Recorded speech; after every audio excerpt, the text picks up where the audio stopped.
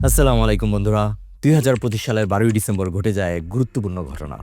জুমার নামাজের পর ঢাকার বিজয়নগরের বক্স কালভার্ট এলাকায় গুলিবিদ্ধ হন শহীদ শরীফ ওসমান বিন হাদি এবং ১৮ ডিসেম্বর রাত ৯টা ৩০ মিনিটে সিঙ্গাপুরে চিকিৎসাধীন অবস্থায় তিনি মৃত্যুবরণ করেন। ইন্না লিল্লাহি ওয়া ইন্না ইলাইহি রাজিউন।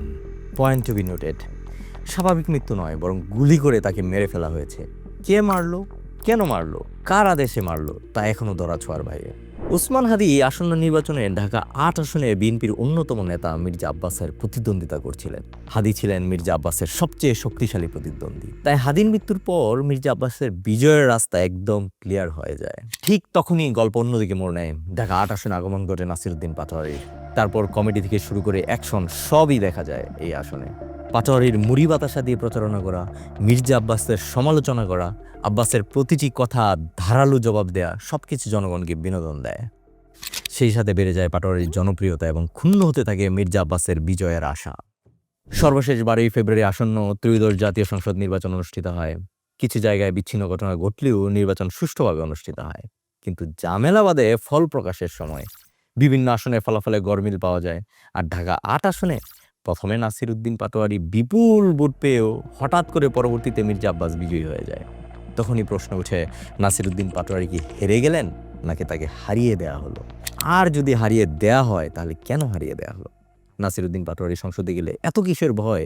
নাসিরউদ্দিন পাটোয়ারিকে হারিয়ে দেওয়ার পেছনে অনেক কারণ আছে। সবার আগে আপনি ঢাকা ৮ আসনের ভৌগোলিক অবস্থান দেখুন। মতিঝিল, শাহবাগ, রমনা, পল্টন, শাহজাহানপুর, এই সব গুরুত্বপূর্ণ থানা নিয়ে এই আসন গঠিত। এটিকে ঢাকার প্রাণকেন্দ্র বলা হয়, কারণ গুলিস্তান, ঢাকা বিশ্ববিদ্যালয়, বঙ্গভবন, সচিবালয় সহ আরো বেশ কিছু গুরুত্বপূর্ণ স্থাপনা এই আসনে অবস্থিত। মানে ব্যবসা, শিক্ষা, নীতি নির্ধারণ সবকিছুতে এই আসন সবচেয়ে বেশি গুরুত্বপূর্ণ। তাই এই আসনে এমপি যদি সরকারি দলের না হয়, তাহলে বিরোধী দলের হয়, তাহলে সমস্যার সৃষ্টি হয়। আর যদি হয় নাসিরউদ্দিন পাটোয়ারি, তাহলে তো পুরো সংসদের বাকি ২৯৯ জন এমপিকে নাকানি চুবানি খাওয়াতে সে একাই যথেষ্ট। এত বড় রিস্ক কি নেওয়া যায়? তাই তো তাকে হারিয়ে দেয়া সবচেয়ে ভালো পন্থা। মির্জা আব্বাস অবিভক্ত ঢাকা সিটি কর্পোরেশনের মেয়র এবং তৎকালীন ঢাকা ৬ আসনের সংসদ সদস্য ছিলেন। ২ বার নির্বাচিত এই নেতার ঘুম হারাম করে দিয়েছিল পাটোয়ারি।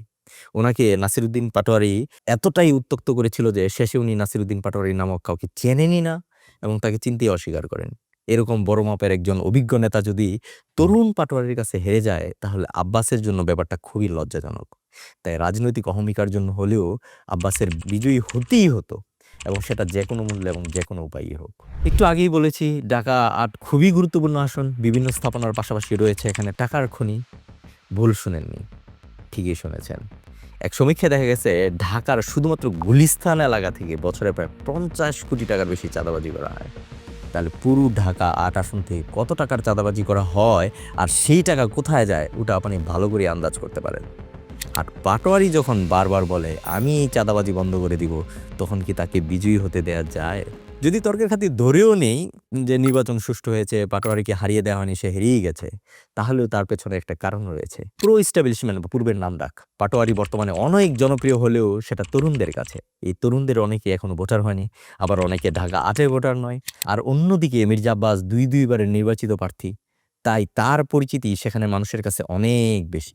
আপনি মানেন আর নাই মানেন, বাংলাদেশের মানুষের কাছে এখনো তরুণদের থেকে বয়স্ক এবং অভিজ্ঞ নেতার বেশি গ্রহণযোগ্যতা। সে যেই কাজই করুক না কেন, তার গ্রহণযোগ্যতা বেশি থাকে। একদম শেষে বলা যায়, নাসিরউদ্দিন পাটোয়ারি হেরে যাওয়ার পেছনে একটা কারণ থাকলে তাকে হারিয়ে দেওয়ার পেছনে আছে অনেক কারণ। আপনার কি মনে হয়, নাসিরউদ্দিন পাটোয়ারি হেরে গেছে নাকি তাকে হারিয়ে দেওয়া হয়েছে? আর আপনি আসলে কোন আসনের ভোটার? কমেন্টে জানাতে ভুলবেন না। ধন্যবাদ।